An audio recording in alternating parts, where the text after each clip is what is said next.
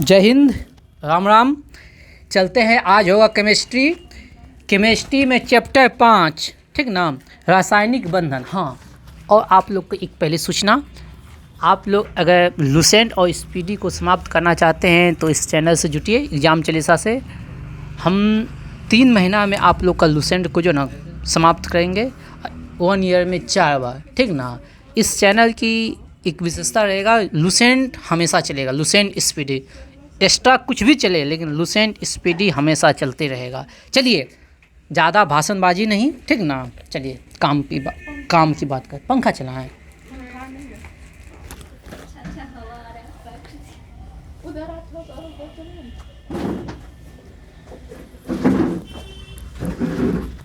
चलिए स्टार्ट करते हैं।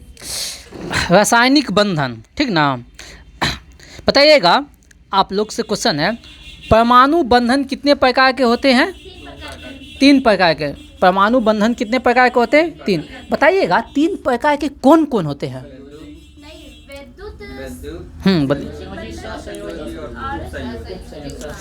चलिए ठीक है, चिनिया बादाम बेचते हुए आप लोग जवाब दे चुके हैं, ठीक ना।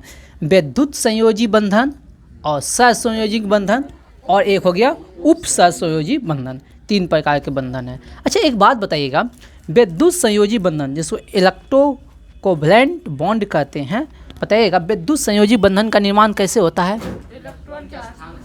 वाह वाह, एकदम खूब। इलेक्ट्रॉन के स्थानांतरण से। हाँ, बात समझे? यानी कि अपना इलेक्ट्रॉन किसी दूसरे को त्याग करेगा, एक त्याग करेगा, दूसरा ग्रहण करेगा। जैसे सोडियम का परमाणु संख्या होता है 11 और उसका इलेक्ट्रॉनिक विन्यास हो गया 281, ठीक ना। तो अपने बाइटम कक्षा के 1 इलेक्ट्रॉन का त्याग करेगा, ठीक ना। इसका 1 इलेक्ट्रॉन ग्रहण करने वाला क्लोरीन है, क्योंकि क्लोरीन की परमाणु संख्या कितना है? 17 है। उसके बाइटम कक्षा में कितना इलेक्ट्रॉन? 7, 2, 8, 7। तो इसका 1 इलेक्ट्रॉन वो लेके अपना अष्टक पूरा करेगा। चलिए, ओवरऑल में उतना ज़्यादा क्या बताएं, आप लोग बोर हो जाइएगा। तो आप लोग को मस्त रखना है, बिंदास रखना है, ठीक ना। तो चलिए, अच्छा बताइएगा,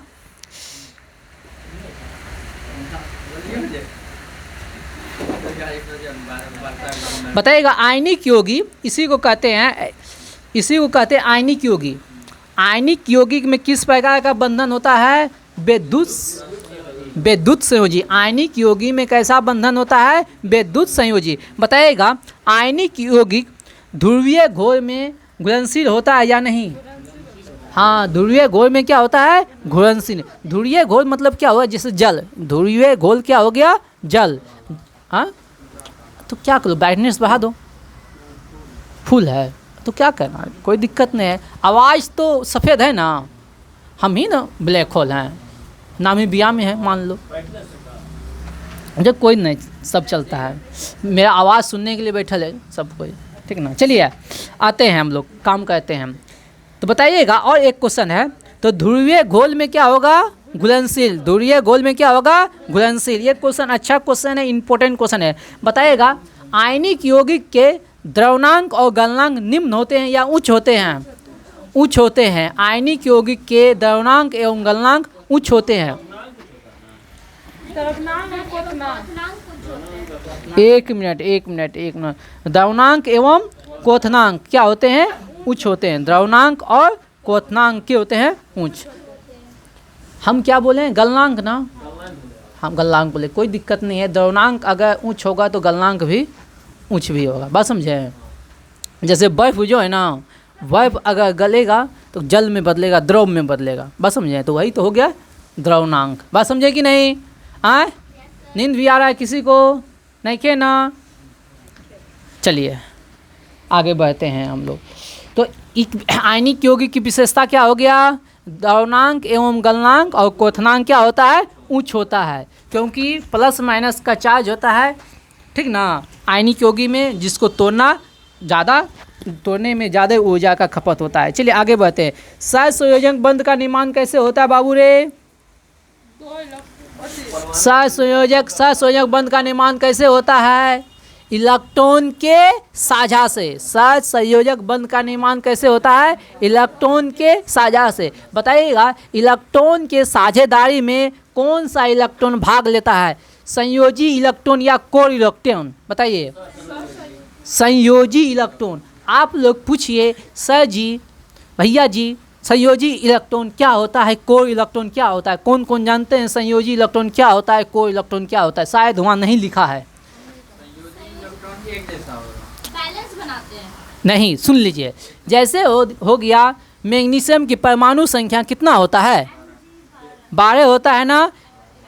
मैग्नीशियम के परमाणु संख्या कितना होता है? 12। बताइएगा इसका इलेक्ट्रॉनिक विन्यास क्या हुआ? 2 8 2। तो बाह्यतम कक्षा में कितना इलेक्ट्रॉन है? 2। बाह्यतम कक्षा में कितना इलेक्ट्रॉन? 2। जो बाह्यतम कक्षा का इलेक्ट्रॉन होता है वो होता है संयोजी इलेक्ट्रॉन। अब बाकी जो बच गया 2 8 कितना हो गया? 10। ये हो गया कोर इलेक्ट्रॉन। बात समझे? संयोजी इलेक्ट्रॉन हटा के जो बचा उसको हम कहेंगे कोर इलेक्ट्रॉन। Any doubt? बोल दीजिए ने एक बार। No doubt.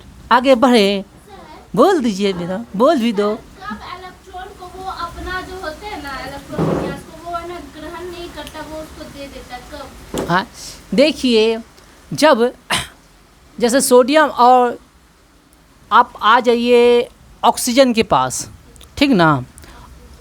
अब ऑक्सीजन 8 है, ठीक ना। जैसे मतलब ऑक्सीजन से नहीं समझिएगा, हाइड्रोजन से समझिए। हाइड्रोजन के पैतम कक्षा में कितना इलेक्ट्रॉन? 1। और हाइड्रोजन के पास इलेक्ट्रॉन कितना है? 1, ठीक ना। और हाइड्रोजन का संकेत सिंबल क्या होता है? H। लेकिन जो वो रिएक्शन में भाग लेता है किस रूप में भाग लेता है? H2 के रूप में। किस रूप में लेता है? H2 के रूप में। तो हाइड्रोजन स्वतंत्र रूप में जो रहता है हाइड्रोजन अणु के रूप में। हाइड्रोजन जो स्वतंत्र रूप में रहता है हाइड्रोजन अणु के रूप में। तो हाइड्रोजन अणु बनाने के लिए हाइड्रोजन के बीच एक एक इलेक्ट्रॉन का साझा होता है। बस समझे? हाइड्रोजन अणु बनाने के लिए हाइड्रोजन परमाणु और हाइड्रोजन परमाणु के बीच एक एक इलेक्ट्रॉन का साझा होता है। वहाँ पे साझेदारी काम करता है। जैसे क्लोरीन का होता है 17, लेकिन क्लोरीन का परमाणु बनाने के लिए Cl2 क्लोरीन अणु बनाने के लिए Cl2 बनाने के लिए क्लोरीन के बीच क्या होना चाहिए? इलेक्ट्रॉन का साझा होगा। बात समझे कि नहीं? ओके ना? हाँ, समझ में आ गया ना? सहसंयोजिक। बताइएगा सहसंयोजिक बंध में क्वथनांक और गलनांक निम्न होता है या उच्च होता है? निम्न होते हैं। क्या होता है? निम्न होते हैं, ठीक ना। क्या होता है? निम्न। बात समझे ना? अब ऐसे याद रखिएगा, भाई भाई को अलग करना आसान बात है, पति पत्नी को अलग करना टफ बात है। बात समझेंगे ना? आयनिक बंध, एगो में प्लस एगो में माइनस होता है तो उसको क्या कहते हैं? आयनिक बंध। तो आयनिक बंध का गलनांक और क्वथनांक क्या हुआ? उच्च। सहसंयोजक मतलब एक ही जैसा बंध। बात समझे? तो इसको ये हो गया भाई भाई बहन मान, इसको तुरंत कोई अलग कर देगा, ठीक ना। तो इसका क्वथनांक और द्रवनांक क्या होता है? निम्न। बात समझे कि नहीं? अब नहीं भूलिएगा आप लोग। आगे बढ़ते हैं। एक बहुत ही अच्छा क्वेश्चन हुआ, स्टार लगा लीजिएगा, एकदम बहुत लाजवाब क्वेश्चन है भैया। सहसंयोजिक यौगिक जो है ना त्रिविम समवायता प्रदर्शित करते हैं। सहसंयोजिक यौगिक के गुण में जाइएगा तो पहला नंबर गुण है, सहसंयोजिक यौगिक के गुण में जाइएगा पहला गुण में है त्रिविम समवायता प्रदर्शित करता है। सहसंयोजिक यौगिक त्रिविम समवायता प्रदर्शित करता है। क्वेश्चन कैसे पूछेगा? निम्न में से कौन त्रिविम समवायता प्रदर्शित करता है? निम्न में से कौन त्रिविम संयोजक समवायता प्रदर्शित करता है? तो ऑप्शन देगा कौन कौन? आयनिक, सहसंयोजक और उप सहसंयोजक। तो आंसर क्या हो जाएगा? सहसंयोजक। क्या हो जाएगा? सहसंयोजक। आगे बढ़िए। अगला क्वेश्चन है, बताइएगा सहसंयोजक यौगिक विद्युत के कुचालक होता है या सुचालक होता है? क्या होता है? कुचालक होता है। लेकिन हमको बताइए आयनिक यौगिक विद्युत धारा के सुचालक होता है या कुचालक होता है? हाँ, सुचालक होता है। कैसे याद रखना है? जिसमें चार्ज रहेगा प्लस आयनिक यौगिक मतलब नाम हो गया आयन, चार्ज हो गया तो सुचालक हो जाएगा। इलेक्ट्रॉन का प्रवाह होगा, जिसमें भी इलेक्ट्रॉन का प्रवाह हो उस सुचालक, और जिसमें इलेक्ट्रॉन का प्रवाह नहीं हो कुचालक। तो सहसंयोजक यौगिक क्या हो गया? कुचालक। Any doubt? बताइएगा दाब की समान अवस्था में प्राय गैस और द्रव एवं मुलायम ठोस पदार्थ होते हैं। सहसंयोजक यौगिक क्या होते हैं? या तो द्रव होते हैं या गैस, और ठोस भी होंगे तो मुलायम ठोस, ठोस भी होंगे तो मुलायम ठोस। लेकिन अगला पॉइंट आइए, चौथा नंबर, पाँचवा नंबर पॉइंट आइए। हम क्या पढ़े थे बाबू? ध्रुवीय घोलक में आयनिक यौगिक क्या होता है? घुलनशील। लेकिन सहसंयोजक यौगिक ध्रुवीय घोल में घुलनशील होता है या नहीं? नहीं होता है। ध्रुवीय घोल में घुलनशील नहीं होता है। ध्रुवीय घोल मतलब हम क्या बताए थे? जल। ध्रुवीय घोल मतलब क्या बताए थे? जल में। क्या सहसंयोजक यौगिक जल में घुलनशील होते हैं या नहीं? नहीं, जल में घुलनशील नहीं होते हैं, ठीक ना। यह अध्रुवीय घोलक में घुलनशील होते हैं। किसमें? अध्रुवीय गोलक। अध्रुवीय गोलक में क्या होते हैं? घुलनशील, ठीक ना। चलिए आगे बढ़िए, आगे बढ़ें।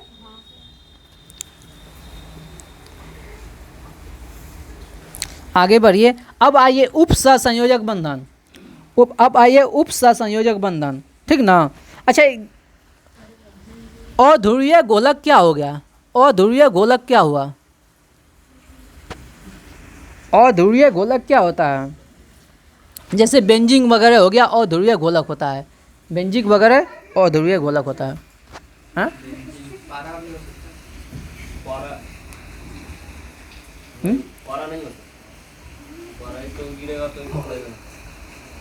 हो सकता है ध्रुवीय।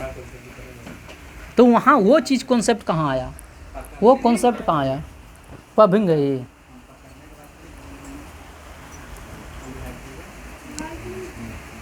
चलिए आगे बढ़िए, आगे बढ़िए। उप सहसंयोजक बंध। उप सहसंयोजक बंध क्या होता है बताइए? सहसंयोजक बंध क्या होता है? इलेक्ट्रॉन का साझा। इलेक्ट्रॉन का क्या होता है? साझा। बताइएगा उप सहसंयोजक बंध क्या होता है? एक जोड़। वहाँ सुनिए पहले, वहाँ इलेक्ट्रॉन का साझा होता था। यहाँ अनिवार्य क्या है? एक जोड़ी इलेक्ट्रॉन का साझेदारी से बनता है। एक जोड़ी इलेक्ट्रॉन का साझेदारी होना जरूरी है। एक जोड़ी इलेक्ट्रॉन मतलब दो इलेक्ट्रॉन। एक जोड़ी इलेक्ट्रॉन मतलब कितना इलेक्ट्रॉन? दो इलेक्ट्रॉन। जोड़ी इलेक्ट्रॉन होना यहाँ जरूरी है। उप सहसंयोजक बंधन में क्या होना जरूरी है? जोड़ी इलेक्ट्रॉन का होना जरूरी है। बात समझे कि नहीं? यहाँ तक कोई दिक्कत? यहाँ तक कोई दिक्कत? जोर से बोलिए ना। चलिए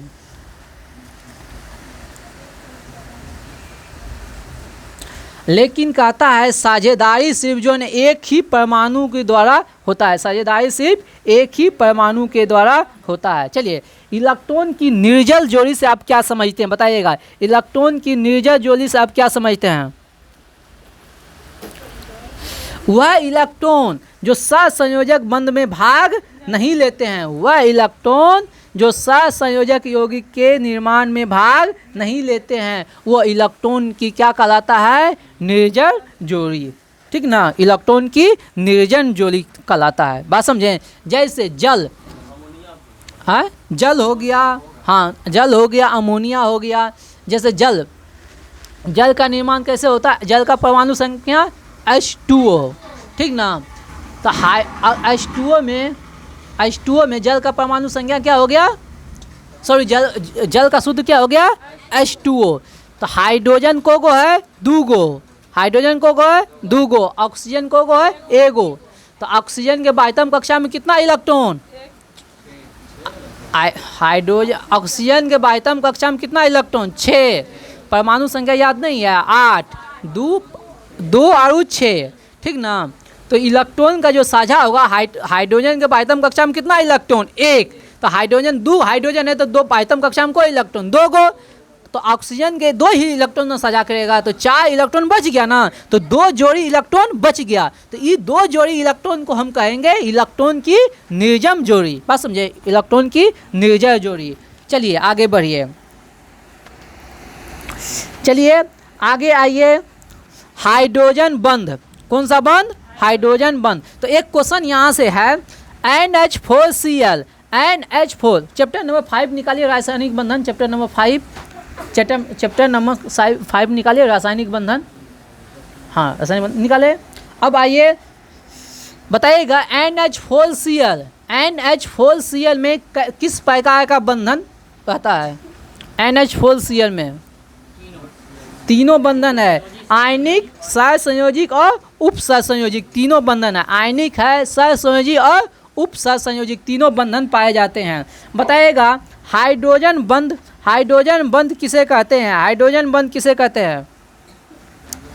हाइड्रोजन और फ्लोरीन के बीच बने बंध को हम क्या कहेंगे? हाइड्रोजन बंध। हाइड्रोजन और फ्लोरीन के बीच बने बंध को क्या कहेंगे हम? हाइड्रोजन बंध, ठीक ना। हाइड्रोजन और फ्लोरीन के बीच बने बंध को क्या कहेंगे हम? हाइड्रोजन बंध। बताइएगा हाइड्रोजन बंधन जो है ना, किस प्रकार का बंधन है? बताइएगा हाइड्रोजन बंध जो है किस प्रकार का बंध है? स्थिर विद्युत आकर्षण बंध है। कैसा बंध है? स्थिर विद्युत आकर्षण बंध। ये एक कमजोर बंधन है। कैसा बंधन है? कमजोर बंधन है। कैसा बंधन है? कमजोर बंधन है। कैसा बंधन है? कमजोर बंधन है, ठीक ना। आगे बताइएगा ये सहसंयोजक सबसे मजबूत बंध कौन? बताइए तो। आयनिक बंध। सबसे मजबूत बंध कौन? आयनिक। और सबसे कमजोर बंध कौन हो गया? हाइड्रोजन बंध। कौन सा बंध? हाइड्रोजन बंध, ठीक ना। चलिए आगे बढ़ते हैं हम लोग। बताइएगा हाइड्रोजन बंधन किन किन यौगिकों में पाए जाते हैं? हाइड्रोजन बंध किन किन यौगिकों में पाए जाते हैं? फ्लोरीन, ऑक्सीजन और नाइट्रोजन यौगिक में ही पाए जाते हैं हाइड्रोजन बंध। फ्लोरीन हो गया, ऑक्सीजन हो गया, नाइट्रोजन यौगिक में पाए जाते हैं। हाइड्रोजन बंधन किस में पाए जाते हैं? एक बार इधर देखिए, हाइड्रोजन बंध किन में पाए जाते हैं? फ्लोरीन, हाइड्रोजन और फ्लोरीन हो गया। ये बताइए फ्लोरीन नहीं है? फ्लोरीन नहीं है? फ्लोरीन है ना, तो हम फ्लोरीन ही बोल रहे हैं।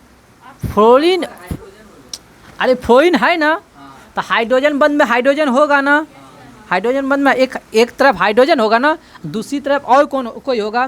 तो हाइड्रोजन हो गया, फ्लोरीन हो गया और ऑक्सीजन और नाइट्रोजन। और हाइड्रोजन बंध है तो इसमें प्रेजेंट कौन होगा? हाइड्रोजन। बात समझे? तो हाइड्रोजन बंध किसके बीच होता है?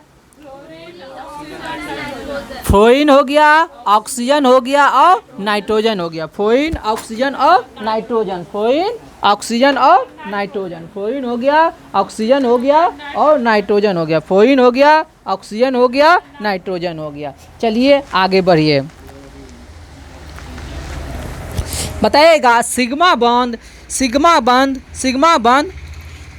किस प्रकार का बंध है?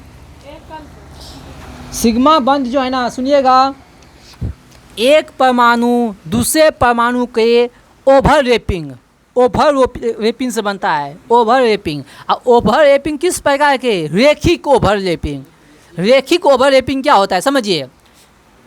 इस तरह का जो ओवर रेपिंग हो गया, इस तरह का, तो वो रेखिक ओवर रेपिंग। और इस तरह का जो ओवर रेपिंग हो गया, वो हो गया हॉरिजेंटल। बात समझे? इस तरह का। तो इस तरह का अगर ओवर रेपिंग हो गया, जैसे हम ऐसे एक किताब पे दूसरी किताब रखें तो रेखिक रखें, ठीक ना। और हॉरिजेंटल मतलब क्या हो गया?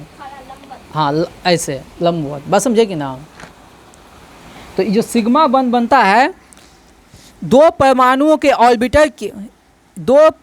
के ऑर्बिटर एक दूसरे के रेखिक अक्ष पे, किस पे? रेखिक अक्ष पे अतिव्यापन करने से सिग्मा बंध का निर्माण होता है। बात समझे कि नहीं? हाँ, रेखिक। बात समझे? रेखिक मतलब एक रेखा में, स्ट्रेट लाइन में। बात समझे? स्ट्रेट लाइन में है तो क्या हो गया? सिग्मा बंध, ठीक ना। और उसके आगे है पाई बंध। तो पाई बंध क्या हो जाएगा? पार्श्व अतिव्यापन मतलब ऐसे इस तरह का हो रहा है। बात समझे कि नहीं? हाँ, तो वो हो गया पाई बंध, ठीक ना। जब दो परमाणु ऑर्बिटर के बीच पार्श्व अतिव्यापन होता है तो इससे पाई बंध बनते हैं। बात समझे कि नहीं?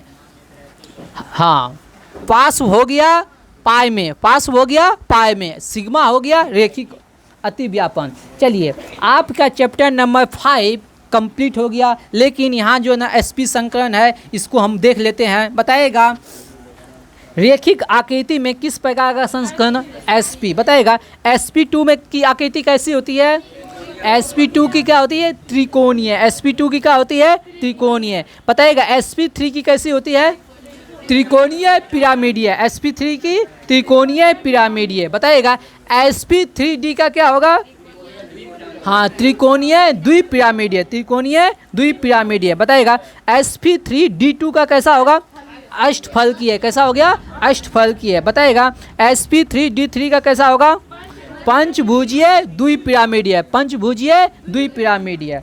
कोई दिक्कत। चलिए चैप्टर नंबर 5 नन्हे नन्हे कदमों से कंप्लीट हो गया। चलिए आप लोग जागते रहिए, ठीक ना, जागरूक रहिए, ठीक। अब आइए चैप्टर नंबर 6, एक छोटा सा चैप्टर है ऑक्सीकरण और अवकरण। ऑक्सीकरण और अवकरण क्या होगा, हाँ ऑक्सीडेशन रिडक्शन। चलिए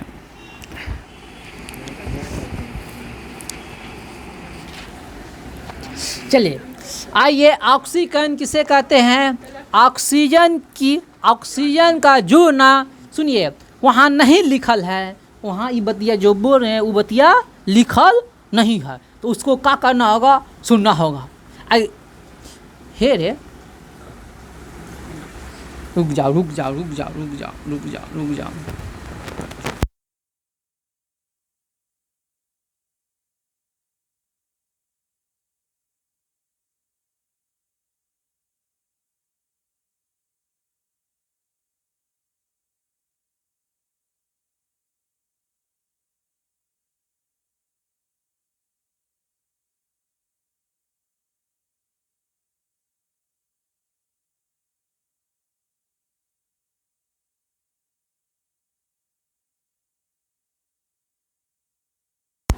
उधर भी पंखा देते हैं।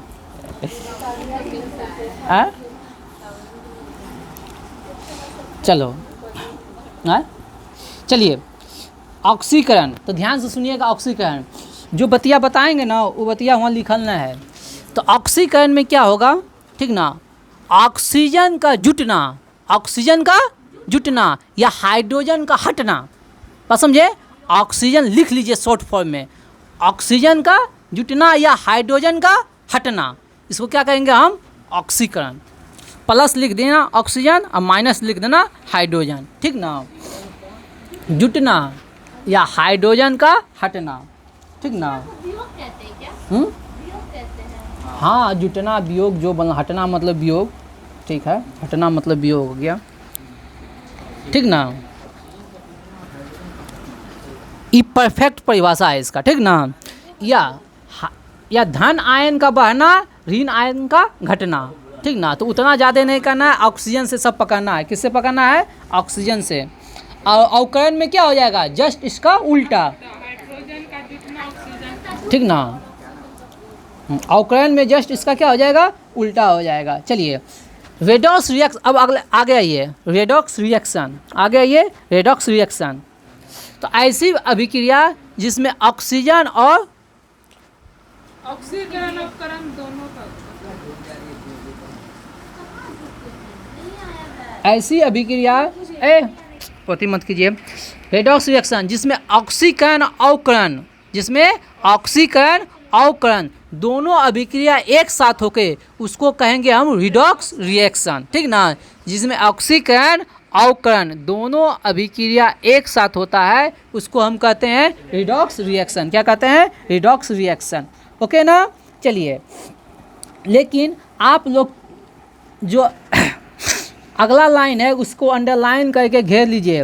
वो ऐसे पदार्थ, ऐसे यौगिक जिसमें ऑक्सीकरण अवकरण दोनों क्रिया साथ साथ होता है। हाइड्रोजन सल्फाइड हो गया, हाइड्रोजन सल्फाइड हो गया, हाइड्रोजन पेराऑक्साइड हो गया, हाइड्रोजन सल्फाइड हो गया, हाइड्रोजन पेराऑक्साइड हो गया, SO2 हो गया, HNO2 हो गया, नाइट्रस अम्ल हो गया।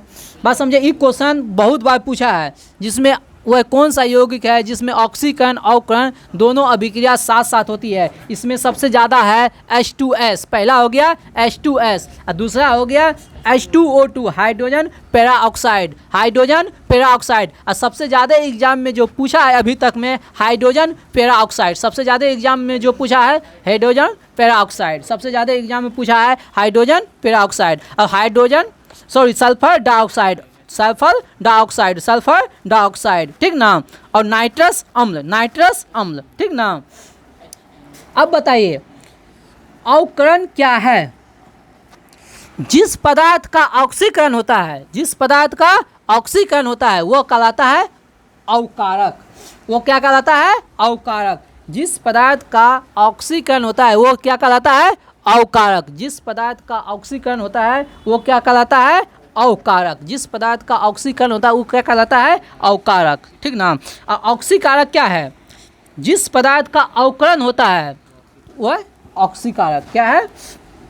ऑक्सीकारक। जिस पदार्थ का अवकरण होता है वो क्या कहलाता है? ऑक्सीकारक, ठीक ना। चलिए अब आइए ऑक्सीकरण संख्या। अब आइए, चलिए ऑक्सीकरण तो हो गया। चलिए इसमें और ज़्यादा आपको पढ़ना नहीं है, इसमें ज़्यादा आपको पढ़ना नहीं है। अब आइए चैप्टर नंबर 7 अम्ल भस्म लवण। हाँ?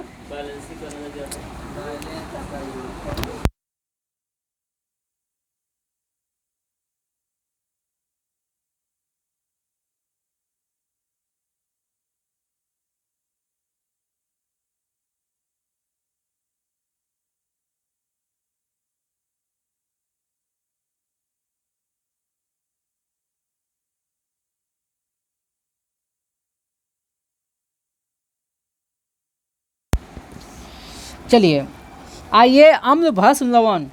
पहले हम देख लेते हैं डाटा। सिरका, बताइएगा सिरका में कौन सा अम्ल? एसिटिक अम्ल। सिरका में संतरा सिट्रिक अम्ल, संतरा सिट्रिक अम्ल, संतरा सिट्रिक अम्ल। बताइए इमली में कौन सा अम्ल? टार्टरिक अम्ल। इमली में टार्टरिक अम्ल। बताइएगा टमाटर में ऑक्जेलिक अम्ल। दही में लैक्टिक अम्ल। नींबू में सेट्रिक अम्ल। चींटी का डंक में मेथेनोइक अम्ल। चींटी का डंक में मेथेनोइक अम्ल।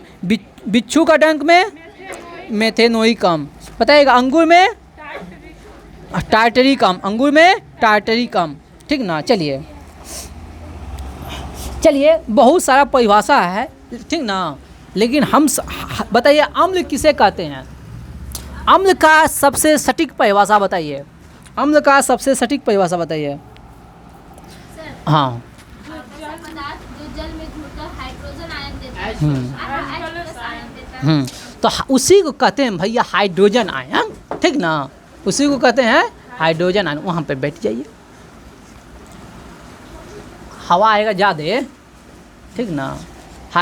बस समझे, जो जल में घुल के हाइड्रोजन आयन देगा वो क्या कहलाएगा? अम्ल। ये परिभाषा किसने दिया था? अर्हेनियम ने। किसने दिया था? अर्हेनियम ने, ठीक ना। अर्हेनियम ने दिया था। इसी का परिभाषा जो है ना सबसे परफेक्ट माना जाता है। इसी का परिभाषा सबसे परफेक्ट माना जाता है, ठीक ना। अच्छा एक बताइए, क्षार किसे कहेंगे? जो जल में घुलकर हाइड्रोजन OH- आयन देता है, ठीक ना।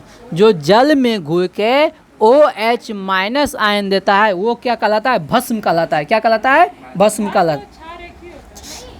अभी हम लोग का देख लेते हैं भस्म क्या होता है और क्षार क्या होता है। थोड़ा सा पेशेंस रखिएगा तो वो भी आ जाएगा, ठीक ना। बोलचाल की भाषा में भस्म क्षार दोनों क्या होता है? एक ही होता है। बोलचाल की भाषा में दोनों एक ही होता है, बात समझें। बताइएगा लुईस इलेक्ट्रॉनिक सिद्धांत क्या है? लुईस इलेक्ट्रॉनिक सिद्धांत के अनुसार अम्ल क्या है? हाँ, वो अम्ल वह यौगिक है जिसमें इलेक्ट्रॉन की एक निर्जन जोड़ी स्वीकार करने की प्रवृत्ति होती है। बताइएगा अम्ल का स्वाद कैसा होता है? खट्टा। बताइएगा भस्म का स्वाद कैसा होता है? कड़वा, ठीक ना। बताइएगा अम्ल जो है ना नीले लिटमस पत्र को क्या कहता है? लाल। क्या कहता है? लाल। बताएगा सिरका या अचार में कैसा अम्ल होता है? एसिटिक अम्ल। बताएगा सोडा वाटर में कैसा अम्ल होता है? हाँ, कार्बोनिक अम्ल। सोडा वाटर में कार्बोनिक। बताइएगा अंगूर में कैसा अम्ल? टार्टरिक अम्ल। और सेब में मेलिक अम्ल। ठीक ना। नींबू और नारंगी में जितना खट्टे हैं साइट्रिक अम्ल। ठीक ना। बताइएगा बेकिंग पाउडर बनाने में किस प्रकार का अम्ल? हाँ, टार्टरिक अम्ल। कौन सा अम्ल? टार्टरिक अम्ल। बेकिंग पाउडर बनाने में टार्टरिक अम्ल। बताइए खाना पचाने में किस अम्ल का उपयोग किया जाता है? HCl का हाइड्रोक्लोरिक अम्ल। बताइएगा नाइट्रिक अम्ल का उपयोग किसके शुद्धिकरण में किया जाता है? सोना और चांदी के शुद्धिकरण में किया जाता है। सोना और चांदी के शुद्धिकरण में। बताइएगा सर NO3 को क्या पढ़ेंगे? हाइड्रोजन। किसको? HNO नाइट्रिक अम्ल। ठीक ना। चलिए आगे बढ़ते हैं। बताइएगा कपड़े पे जंग के धब्बे को हटाने के लिए कौन सा अम्ल? ऑक्जेलिक अम्ल। कौन सा अम्ल? ऑक्जेलिक अम्ल। कपड़े से जंग के धब्बे को हटाने के लिए ऑक्जेलिक अम्ल। कौन सा अम्ल? ऑक्जेलिक अम्ल। अगला क्वेश्चन जो है ना इम्पोर्टेंट है, वहाँ स्टार लगा लीजिएगा। ठीक ना। कुछ अम्लों की प्रबलता के घटते क्रम। कुछ अम्लों की प्रबलता के घटते क्रम। ठीक ना। बताइएगा सबसे शक्तिशाली अम्ल कौन सा है? HCl। सबसे शक्तिशाली अम्ल कौन सा है? HCl। अब बताइएगा सबसे कमजोर अम्ल कौन है? एसिटिक अम्ल। CH3COOH। ठीक ना।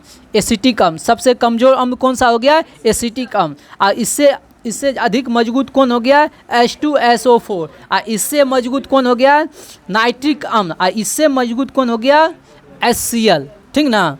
हाइड्रोक्लोरिक अम्ल। तो सबसे मजबूत हो गया हाइड्रोक्लोरिक और सबसे कमज़ोर हो गया एसिटिक अम्ल। बताइएगा ध्यान से सुनिएगा इक्वारिजिया जिसको कहते हैं अम्लराज। इक्वारिजिया जिसको कहते हैं अम्लराज। बताइएगा किसका किसका मिश्रण होता है?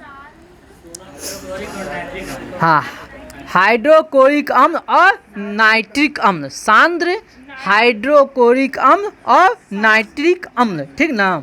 बताइएगा हाइड्रोक्लोरिक अम्ल मतलब HCl। हाइड्रोक्लोरिक अम्ल मतलब HCl। नाइट्रिक अम्ल मतलब HNO3। लेकिन क्वेश्चन है, मुद्दे की बात है, हाइड्रोक्लोरिक अम्ल और नाइट्रिक अम्ल का अनुपात कितना होता है? 3:1। यानी कि 3 भाग होता है HCl, 1 भाग होता है HNO3। ओके ना।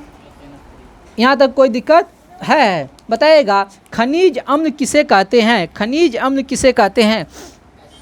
HCl को खनिज अम्ल भी कहते हैं। बताइएगा म्यूरिएटिक अम्ल किसे कहते हैं? HCl को किसे कहते हैं? HCl को ही म्यूरिएटिक अम्ल कहते हैं या खनिज अम्ल कहते हैं। बताइएगा कांच किसमें घुलनशील होता है? कांच हाइड्रोक्लोरिक अम्ल में कांच क्या होता है? घुलनशील। ठीक ना। हाइड्रोफ्लोरिक अम्ल HF हाइड्रोफ्लोरिक अम्ल HF में। ठीक ना। कांच घुलनशील होता है। बताइएगा किस दवा बनाने में कौन सा अम्ल का उपयोग करते हैं? बेंजोइक अम्ल। कौन सा अम्ल? बेंजोइक अम्ल। बताइए भस्म क्या है? भस्म के बारे में तो हम बताइए दिए। भस्म के बारे में क्या बताएं? अरे भैया हम जो परिभाषा क्या बताएं, सबसे परफेक्ट परिभाषा वही है जो जल में घुल के OH- आयन दे, वो क्या है? भस्म है। ठीक ना। वो क्या है? भस्म है। चलिए बताइएगा क्षार किसे कहते हैं? क्षार किसे कहते हैं? जो भस्म जल में घुल जाए उसे क्या कहेंगे हम? क्षार। बात समझे? जो भस्म जल में घुल जाए उसे क्या कहेंगे हम? क्षार। अब बताइएगा क्षार जो है ना लाल लिटमस पत्र को क्या कहता है? ये है भस्म 2 प्रकार के होते हैं, इस हेडिंग में है। भस्म 2 प्रकार के होते हैं, इस हेडिंग में है। बताइएगा आगे आइए, एकदम गोली की रफ्तार से हम आगे बढ़ते हैं। बताइएगा कैल्शियम हाइड्रोक्साइड का सूत्र क्या होता है? CaOH का whole 2, calcium hydroxide, calcium hydroxide CaOH whole 2। बताइएगा कास्टिक सोडा का सूत्र क्या है? NaOH। कास्टिक सोडा का सूत्र क्या है? NaOH। बताइएगा घरों में चूना पोतरे में किसका उपयोग करते हैं? Calcium hydroxide. बताइएगा मिल्क ऑफ मैग्नीशिया का सूत्र क्या होता है? MgOH whole 2, MgOH whole 2। लेकिन क्वेश्चन पूछ देंगे पेट की अम्लता दूर करने में किसका इस्तेमाल होता है? हाँ, मिल्क ऑफ मैग्नीशिया का। किसका? मिल्क ऑफ मैग्नीशिया का। बताइएगा सॉल्ट किसे कहते हैं? लवण किसे कहते हैं? अम्ल और भस्म मिलकर क्या बनाता है? लवण। अम्ल और भस्म मिलकर क्या बनाता है? लवण। ठीक ना? अम्ल और भस्म की अभिक्रिया के फलस्वरूप किसका निर्माण होता है? लवण और जल का। लवण और जल का। बताइएगा साधारण नमक का सूत्र बताइए। NaCl। बताइएगा खाने का सोडा का सूत्र बताइए। NaHCO3, sodium bicarbonate. खाने का सोडा सोडियम बाइकार्बोनेट NaHCO3। बताइएगा Dhawan soda, Dhawan soda Na2CO3 into 10H2O। बताइएगा कास्टिक सोडा का नाम बताइए। NaOH। बताइएगा पोटेशियम नाइट्रेट का KNO3। बताइएगा pH बराबर फार्मूला बताइए। हाँ, minus log hydrogen ion, minus log hydrogen ion, minus log hydrogen ion. अब बताइएगा पीएच स्केल क्या बताता है? अम्ल और भस्म और उदासीन का जो है हाँ माप, हाँ अम्लता, क्षारीयता और उदासीन को बताता है। ठीक ना? आगे बताइए पीएच स्केल का खोज किसने किया था? किसने किया था? सोरेनसेन ने। कब किया था? 1909 में। कब किया था? 1909 में। बताइएगा हमारे शरीर का पीएच मान कितने परास के बीच होता है? 7.7 से 7.8 के बीच में हमारा शरीर का परास कितना होता है? 7 से 7.8, 7 से 7.8। बताइएगा वर्षा जल का पीएच मान, अगर सुनिए ध्यान से सुनिए, वर्षा जल का पीएच मान कितना हो जाए तो वो अम्लीय हो जाएगा? 5.6 से कम होने पर वर्षा जल का पीएच मान अगर 5.6 से कम हो जाए तो वो क्या हो जाएगा? अम्लीय हो जाएगा। क्या हो जाएगा? अम्लीय। बताइएगा हमारे दांत का पीएच मान कितना हो जाने पे वो मतलब वो उसमें जो है ना खराबी होने लगता है, क्षय होने लगता है? हाँ, हमारे दांत का पीएच मान 5.5 से कम होने पे वो क्या होने लगता है? क्षय होने लगता है। बताइएगा जो शराब पी के, शराब का जो जांच किया जाता है ड्राइवर जो शराब पिया है या नहीं, बताइएगा किस रिएक्शन पर आधारित है? Acid base. उन्हें कहता है फूकने के लिए। वो जो फूकने के लिए कहता है, देखिएगा अगर कोई पकड़ाता है तो उसको कहेगा फुक्का मारो। हैं बात समझे? उसको क्या कहेगा? फुक्का मारो। तो वहाँ होता है एसिड बेस रिएक्शन होता है, बस अम्ल क्षार रिएक्शन होता है। ठीक ना? रिएक्शन, अम्ल क्षार रिएक्शन। चलिए ये आपका चैप्टर नंबर 7 समाप्त होता है। अब आइए विलियन की ओर। बताइएगा अब आइए चैप्टर नंबर 8 विलियन की तरफ हम धीरे धीरे नन्हे कदमों से आगे बढ़ रहे हैं। चलिए संतोष जी पानी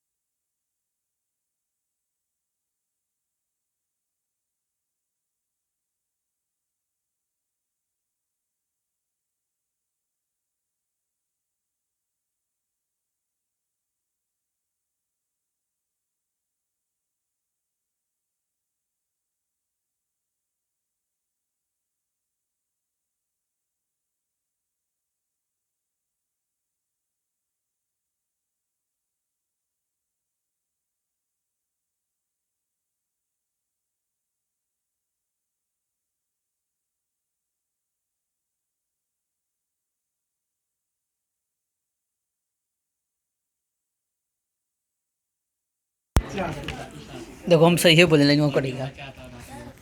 चलिए स्टार्ट करते हैं। अब आइए अब आइए हम लोग विलियन की तरफ। कहाँ आते हैं? विलियन की तरफ। बताइएगा। हाँ धीरे धीरे। अच्छा अच्छा अच्छा अच्छा, ठीक है ठीक है ठीक है ठीक है ठीक है। चलिए अच्छा चलिए हम आते हैं विलियन की तरफ। कहाँ? विलियन की तरफ। अच्छा एक बात बताइएगा, विलियन में विलय कणों की त्रिज्या कितनी होती है? 10 पे पावर -7 सेंटीमीटर से कम। विलियन में विलय कणों की त्रिज्या कितनी होती है? 10 पे पावर -7 सेंटीमीटर से कम। अच्छा बताइएगा विलियन अस्थाई एवं पारदर्शक होता है। विलियन क्या होता है? अस्थाई एवं पारदर्शक। यानी कि विलियन हम जल जैसे है, जल में आर पार हम देख सकते हैं ना। अब ऐसा थोड़ी ना है, अभी हम जल में दोपहरिया को जल में आर पार देखे, लेकिन शाम में हम नहीं देख पाएंगे। 24 घंटा हम देखेंगे आर पार। बट उसमें लाइट होना चाहिए। जी जी जी जी जी ठीक, एकदम बात सही। बताइएगा विलय क्या होता है, विलायक क्या होता है? मिले सर। विलय हो गया क्या? विलय और विलायक के बारे में। हाँ बताइएगा विलय और विलायक क्या होता है हमको। जल में घुल जाए। चीनी हो गया विलय, और जिसको घुलाने के लिए ना वो विलायक वो विलय हो गया। विलय और विलायक किसे कहते हैं, डिफाइंड किया जाए। अधिक मात्रा में जो है ना। हाँ तो किताब देख के। हाँ विलय के बारे में बोल दिए। हाँ जी जी जी जी बोल। जल की मात्रा जैसे चीनी विलय हो गया ना, और पानी हो गया विलायक। अधिक अगर आप लोग का चिनिया बादाम बेचा हुआ हो जाए तो हम लाल बादाम बेच लेते हैं थोड़ा सा, ठीक ना। चलिए कम मात्रा विलय हो गया, अधिक मात्रा विलायक। ठीक है, एगो हो गया बिलियन विलय विलायक। ध्यान से सुनिए, अब कोई नहीं बीच में। विलियन विलय विलायक, ठीक ना। तो देखिए विलय और विलायक, विलय प्लस विलायक मिल के बना विलियन, ओके ना। अब देखिए जैसे हम लिए अभी क्या पिए, क्या पिलाए आप? दीजिए तो बोतलवा तनी का। नहीं पिएंगे, पक्का गारंटी एकदम, एको घुट नहीं पिएंगे, ठीक ना। ये ना एकदम तेज को एक बूंद ना, कोई मांगबो करेगा ना तो नहीं देंगे, ठीक ना। देखिए ये पूरा हो गया आपका। देख लीजिए दोस्तों, ये जो है ना गुलकोंडी है, लेकिन सिर्फ देखने के लिए मिला है, पीने के लिए नहीं मिला है, ठीक ना। देखिए ये है पूरा बिलियन। ये क्या है? बिलियन। इसमें जो पानी है वो विलायक है। पानी जो है वो क्या है? विलायक। इसमें घुला हुआ है क्या? घुला हुआ क्या है? गुलकोंडी। तो घुला हुआ है गुलकोंडी, तो वो हो गया विलय। बात समझे? अब बताइएगा पानी की मात्रा ज़्यादा है कि गुलकोंडी की मात्रा ज़्यादा है? हाँ, तो जिसकी, इसीलिए किताब लिख देता है जिसकी मात्रा ज़्यादा वो विलायक और जिसकी मात्रा कम वो विलय। लेकिन हमको कैसे समझना, किताबों भाषा समझना है। हाँ, तो पानी में गुलकोंडी को घुलाइएगा कि गुलकोंडी में पानी को? पानी में गुलकोंडी को। तो जिसमें हम घुलाएंगे तो वो हो गया विलायक, और जो घुलेगा वो हो गया विलय। और जो अब घुल गया, घुला दिए, तो जो बना वो हो गया बिलियन, वो हो गया बिलियन। देखिए आई देख रहे हैं, पीने रहे हैं, रोक लीजिए, ठीक ना। बात समझे कि नहीं? क्रिस्टल क्लियर हो गया, ओके ना। चलिए आगे बढ़ते हैं हम लोग इसी के साथ। तो बिलियन समझ लिए, विलायक समझ लिए, विलय समझ लिए। बताए अब आगे बढ़िए। संतृप्त विलियन किसे कहते हैं? बहुत अच्छा क्वेश्चन है, इतना बढ़िया क्वेश्चन है कि आप कह नहीं सकते। संतृप्त विलियन किसे कहते हैं? हाँ, सब इस सब में टेम्परेचर निश्चित होना चाहिए। सब में टेम्परेचर क्या होना, एकदम परिभाषा लिख ले बबुआ। आगे संतृप्त विलियन हम लाल अक्षर से लिखल होगा डाटा के नीचे, संतृप्त मिला। चलिए बताइए संतृप्त विलियन किसे कहते हैं? निश्चित ताप पर विलय होता है। ऐसा विलयन जिसमें विलय की पदार्थ की अधिकतम मात्रा में संतुलित पदार्थ की अधिकतम मात्रा होती है। देखो संतृप्त विलयन क्या होता है? अब नहीं मंगाएंगे, लेकिन मंगाना चाहिए, अब नहीं मंगाएंगे, ठीक ना। समझिए संतृप्त विलयन क्या होता है, ध्यान से समझिए। मान लीजिए एक गिलास पानी है, उसमें चीनी की 1 चम्मच डालें, घुल गया, दूसरा चम्मच डालें, घुल गया, तीसरा चम्मच डालें, घुल गया, चौथा चम्मच डालें, घुल गया। जब तक घुल रहा है घुलाते रहें। ऐसा नहीं है जो जितना चीनी डालेंगे सब घुलते चले जाएगा, नहीं ना होगा। हाँ, अधिकतम जितना घुल सके उतना डाल दिए हैं, तो वो हो गया संतृप्त विलयन। बात समझिए। अब एक आता है अति संतृप्त, अब होता है अति संतृप्त। अब एक है भुक्खा, चीनी का कोई भुक्खा है मान लीजिए, उसको संतोष नहीं हो गया और चीनी चाहिए, तो वो तनिका गर्म कर दिया, अब जैसे हम उसका गर्म कर देंगे तो उस और चीनी घुलाएगा। बात समझे। तो उसमें उसकी क्षमता से ज़्यादा अगर हम घुला दें तो हो जाएगा अति संतृप्त।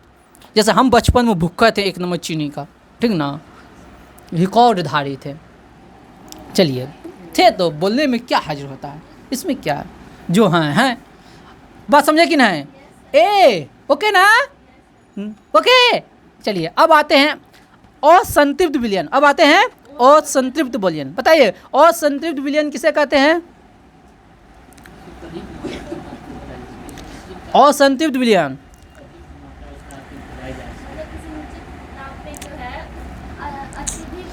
देखिए नाम क्या है, असंतृप्त।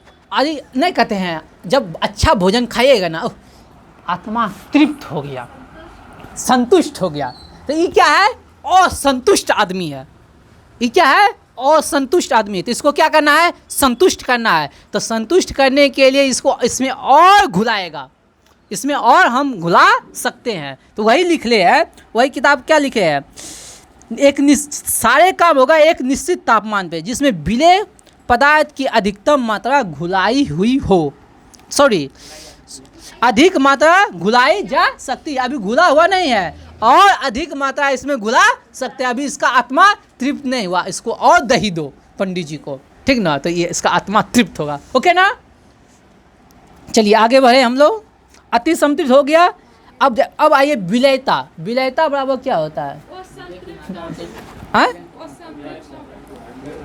असंतृप्त नहीं बताएं, आई हो कपार, सुन लीजिए। अति संतृप्त नहीं बताएं, फिर से बता दें। अच्छा ठीक है, कोई दिक्कत नहीं है। जैसे मान लीजिए संतृप्त किसको कहते हैं? अब वो हमने देखवा के नहीं बताना, किताबवा देख के नहीं बताना, ही कोई बात हुआ? बताओ तो। हाँ कहता आप ही बताइए। चलिए संतृप्त क्या होगा? जितना घुलना चाहिए उतना घुला दिए हैं।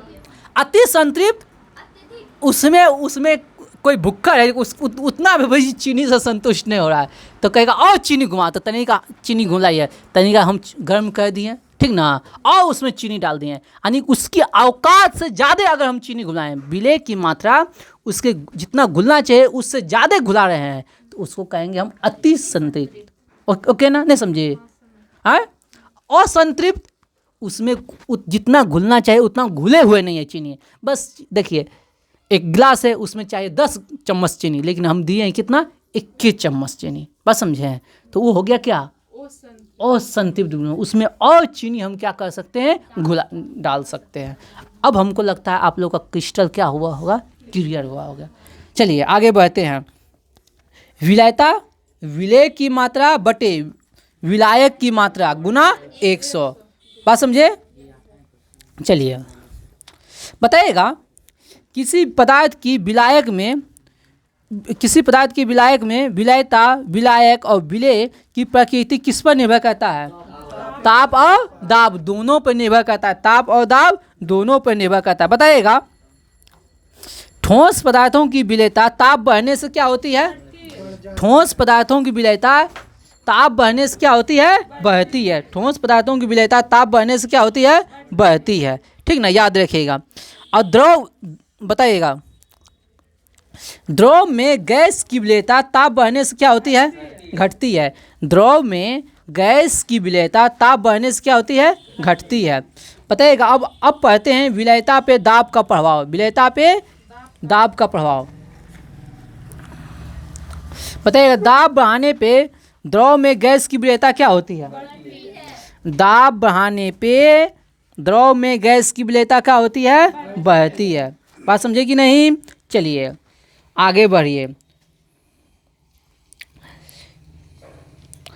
विलयन की सांद्रता से क्या समझते हैं? बताइए तो कोई, विलयन की सांद्रता से क्या समझते हैं? कोई बताइए। किसी विलायक की इकाई मात्रा, किसी विलायक की इकाई मात्रा में उपस्थित विलय को, इकाई मात्रा में उपस्थित विलय की मात्रा को विलयन की सांद्रता कहते हैं। बात समझे कि नहीं? किसी विलायक की इकाई मात्रा में उपस्थित विलय की मात्रा को विलयन की क्या कहते हैं? सांद्रता कहते हैं। Any doubt? सांद्र विलयन किसे कहते हैं? सांद्र विलयन किसे कहते हैं? जिस विलयन में विलय की पर्याप्त मात्रा घुली है उसे कहेंगे सांद्र विलयन। जिस विलयन में विलय की पर्याप्त मात्रा घुली है उसे क्या कहेंगे? सांद्र विलयन। जिस विलयन में विलय की पर्याप्त मात्रा हो उसे कहेंगे सांद्र विलयन। जिस विलयन में विलय की पर्याप्त मात्रा घुली है उसे क्या कहेंगे? सांद्र विलयन। और तनु विलयन, हाँ, कम मात्रा में घुली हो, विलय की कम मात्रा घुली हो, विलय की कम मात्रा घुली हो। अब देखिए जैसे चाय में चीनी दी है, हाँ, एकदम चीनी परफेक्ट है तो सांद्र विलयन, और चीनी फीका है तनु विलयन। ओके ना? ओके ना? बात समझे कि नहीं? समझे रहे? हाँ, चलो ठीक है। अब आइए निलंबन। परिक्षेपण तो उतना इम्पोर्टेंट नहीं है। चलिए निलंबन की ओर आए। बताएगा निलंबन कणों का आकार कितना होता है? निलंबन कणों का आकार कितना होता है? 10 पे पावर -3 से 10 पे पावर -4, 10 पे पावर -3 से 10 पे पावर -4 सेंटीमीटर। निलंबन कणों का आकार कितना होता है? 10 पे पावर -3 से 10 पे पावर -4 सेंटीमीटर। बताइए इसे आँखों से देखा जा सकता है या नहीं? हाँ, आराम से देख सकते हैं, आराम से। बताइए ये अस्थाई होता है या अस्थाई? अस्थाई होता है। जैसे जल में गंदा पानी है, जल में कोई चापाकल गंदा पानी देता है ना, तो वो अस्थाई के लिए होता है कि अस्थाई के लिए? जैसे हम गिलास में गंदा पानी भरें, कुछ देर के लिए वो गंदा पानी नीचे क्या होता है? बैठ जाता है। तो ये क्या होता है? वो अस्थाई है। क्या है? बोलना है, बैठ के सुनना नहीं है, बोलना भी है, ठीक ना? अच्छा सही बताइए, दिखता नहीं होगा, प्रोग्राम होता होगा। चलो आगे बढ़ते हैं हम लोग। जैसे नदी का गंदा पानी, वायु का धुआं। अब सुनिए पहले, बोलेगा नदी का गंदा पानी किसका उदाहरण है? निलंबन का। नदी का गंदा पानी किसका उदाहरण है? वायु में धुआं किसका उदाहरण है? निलंबन का। अब आइए कोलाइड कणों का आकार कितना होता है? 10 पे पावर -5 से 10 पे पावर -7, 10 पे पावर -5 से 10 पे पावर -7, ठीक ना? बताइए इसे आँखों से हम देख सकते हैं? इसे आँखों से नहीं देखा जा सकता है। बताइएगा इस छन्ना पत्र को आर पार करेगा? हाँ, जब आँख से देख ही नहीं सकते हैं तो छाँक भी नहीं सकते हैं। क्या छाँकिएगा? जब आँख से दिखाई नहीं दे रहा है तो छन्ना पत्र से हम इसको छाँक भी नहीं सकते हैं, ठीक ना? जैसे क्या? दूध। दूध में क्या घुला हुआ रहता है? बैक्टीरिया, वसा। दूध में क्या घुला रहता है? वसा जो घुला रहता है दूध में, जिसको हम लोग गर्म कहते हैं, तो वही वसा बैठ जाता है छाली के रूप में, ठीक ना? बस समझे हैं? तब दूध में वसा जो है, दूध क्या है? द्रव है। और उसमें जो वसा है कौन सा रूप में है? ठोस। वसा क्या है? ठोस है। तो द्रव में कौन चीज मिलल है? ठोस। द्रव में किसका विलयन? ठोस का। बस समझे कि ना? ओके ना? अशांत आत्मा, ओके ना? चल ठीक है। हाँ, खून भी बोल सकते हो।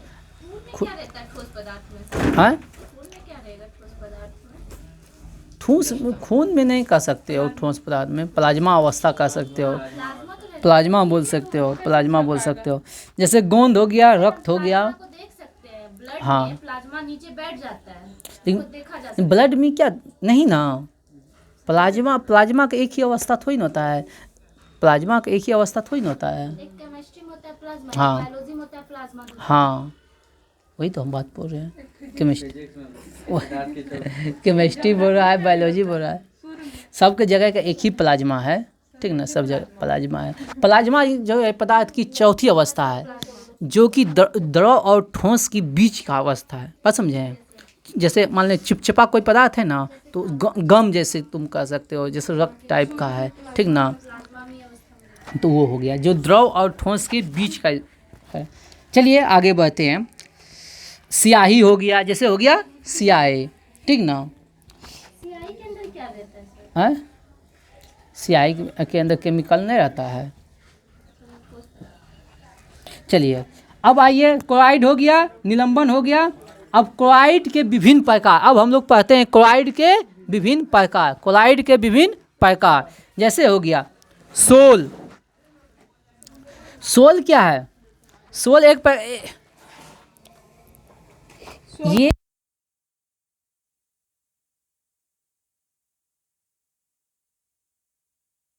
रिकॉर्ड हो रहा है। गजब। चलिए सोल है, देखिए अब यहाँ से क्वेश्चन कैसे पूछेगा वो इम्पोर्टेंट है। सोल में क्वेश्चन कैसे पूछेगा वो इम्पोर्टेंट है। सोल एक प्रकार का क्या है? क्लोराइड है। सोल एक प्रकार का क्या है? क्लोराइड है। ठोस, इसमें ठोस कण में द्रव प्रक्षेपित होते हैं, यानी कि ठोस कण में क्या घुला हुआ रहता है? द्रव। ठोस कण में क्या घुला रहता है? द्रव। बस इतना याद रखना है। सोल में क्या होता है? ठोस कण में द्रव प्रक्षेपित होते हैं।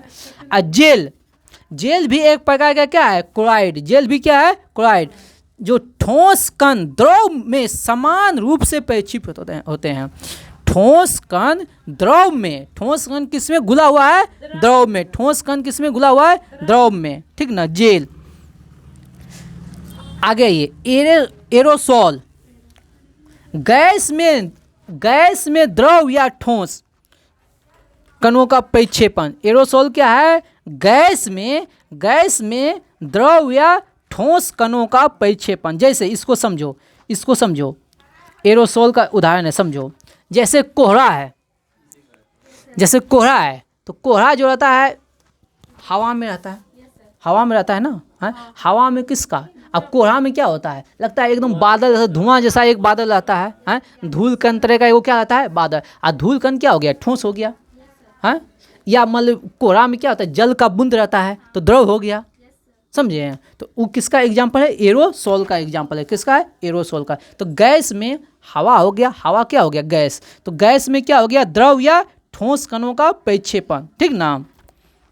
अब बताइए, जैसे एरोसोल, कोहरा क्या है? एक प्रकार का एरोसोल है। कोहरा क्या है? एक प्रकार का एरोसोल है, ठीक ना। चलिए आइए पायस में, वो अभी चल गया वो विदेश। चलिए आइए पायस कण। जब किसी क्लोराइड में एक द्रव के सारे कण दूसरे द्रव के सारे कणों में प्रक्षेपित हो जाते हैं, लेकिन घुलते नहीं हैं, तो इसको कहते हैं हम पायस। ध्यान से समझिएगा, जब किसी क्लोराइड में एक द्रव के सारे कण दूसरे द्रव के सारे कणों में प्रक्षेपित होते हैं, एक द्रव के कण दूसरे द्रव में प्रक्षेपित हो जाते हैं, लेकिन घुलते, एक द्रव दूसरे द्रव में मिल गया लेकिन घुला नहीं, एक द्रव दूसरे द्रव में लेकिन घुला नहीं। जैसे दो दूध को आपस में मिला दिए, मिल गया है, दूध मिल गया लेकिन घुला नहीं। बोले नहीं समझे, तुरंत बोलिए समझे नहीं। अब समझिए कैसे। दूध में हम क्या बोले हैं? वसा। दूध में वसा।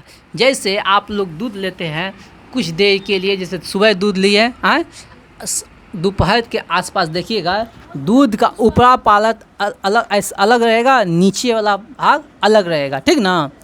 तो जो घुला हुआ पदार्थ है वो घुला है नहीं ना, घुला है। वसा अलग है और द्रव अलग है, बात समझे। तो जो द्रव वसा है, दूध में घुला हुआ है क्या? वसा। वसा और दूध जो है ना वो दोनों अलग अलग हो जाता है। बात समझे कि ना? तो घुलता नहीं है, ये इसी को कहते हैं पायस। इसी को क्या कहते हैं? पायस। बात समझे?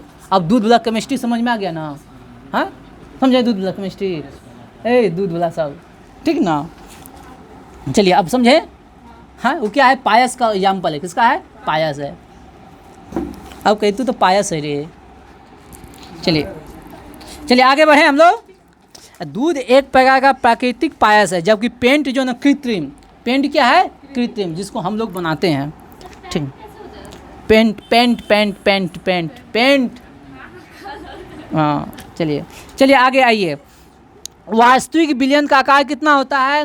वास्तविक विलयन का आकार कितना होता है? 10 पे पावर माइनस 7 से 10 पे पावर माइनस 8। 10 पे पावर माइनस 7 से 10 पे पावर माइनस 8, ठीक ना? बताइए स्कंदन क्या होता है? स्कंदन क्या होता है? बताइए स्कंदन क्या होता है? जब कोलाइडी विलयन में कोई विद्युत अपघटक मिलाते हैं तो कोलाइडी कणों का आवेश उदासीन हो जाता है, ठीक ना? और उसका अवक्षेपण हो जाता है। इसे क्या कहते हैं? स्कंदन। जब कोलाइड विलयन में कोई विद्युत अपघटक मिलाते हैं तो कोलाइड कणों का आवेश क्या हो जाता है? उदासीन हो जाता है। उसे क्या कहते हैं? अवक्षेपण। उसे क्या कहते हैं? अवक्षेपण। अवक्षेपण हो जाता है उसका, और इस प्रक्रिया को क्या कहते हैं? स्कंदन। चलिए ये आपका हो गया। अच्छा, एक और चीज़, बफर विलयन। बफर विलयन क्या होता है? इसको भी देख लीजिए। बफर विलयन क्या होता है? बताइए तो। आए वो कुछ नहीं है, टिंडल प्रभाव कुछ नहीं है।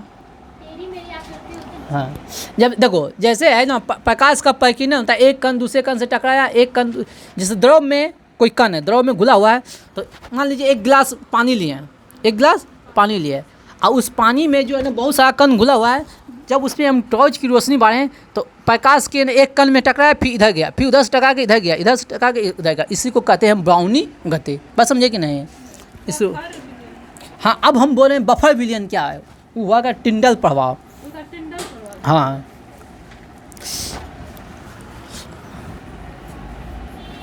बताइएगा प्रकाश का प्रकीर्णन जो होता है जल में किसके कारण होता है? टिंडल प्रभाव। क्या है? टिंडल प्रभाव के कारण। बताइएगा बफर विलयन। बफर विलयन बताइए क्या है?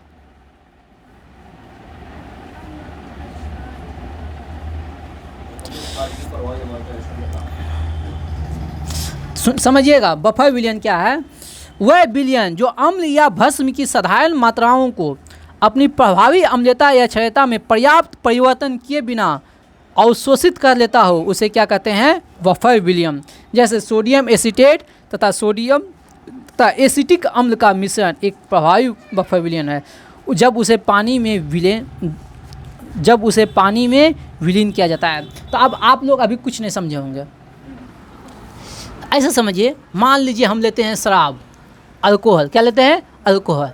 तो शराब को, ठीक ना, अल्कोहल को हम पानी में मिलाते हैं तो उसकी अम्लता पे कोई प्रभाव नहीं पड़ता। उसकी अम्लता पे कोई प्रभाव नहीं पड़ता है। तो वो हो गया एक बफर विलयन। क्या हो गया?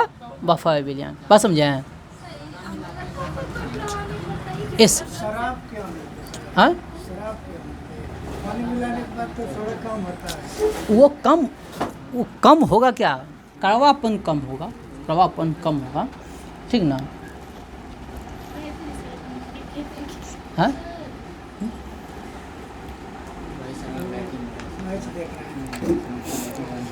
चलिए आप यहीं हम समाप्त करते हैं आज का सेशन। चलिए बंद कीजिए इस वीडियो को।